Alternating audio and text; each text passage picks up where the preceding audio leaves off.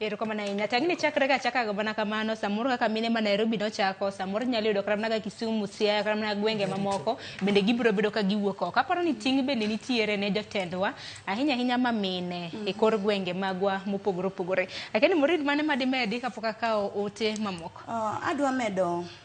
gimi penjo ni seche gi nyithindo ma nyiri nitiere udi giwuok e skunde ok mbalariany kende nitie primary nitie secondary gimonya puonjore kaka joma mine kwaloso kod nyithindwa is about performance ok ochuno ni kaka nyathini tiyo maber e skul kaka nyathina be mrochi kik waketu nyithindo kod pressure ni bedo namba adi na bedo namba 31 ewi 32 31 no nitie mana ng'ama be ochuno mana nyaka yombe donge nyaka bede namba no koro mana e namba mobiro go tegatida nyathi nyise ni mama kata baba kamidhieni ok idhi marach lakini med jiwori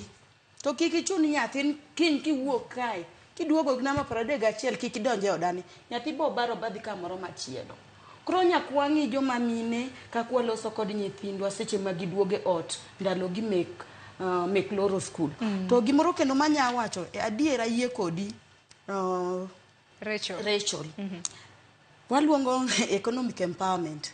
yawa dhako ber gi pesa ne kata otin onge ng'ama bo pimo ni muya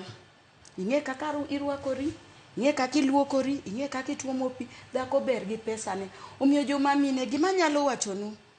to ok ochuno mondo bed ni dhako idhi ka tedo inyalo bet gi pesa ni bede odi e ngima miyiero nikech once ne sewuok ni kod iketo wiyi ni an adhi ka tedo ochalre mna kod terruok ma wawacho cha mondo mi yud gimoro dichuo nyaka ket gimre mesa ni the same tu kaka idwaro pig chande mondo mi ayud pig cha nyaka ter denda kod dichuo ma kamae mondo ka yud pie dapi koro mondo mi kik wachuru ati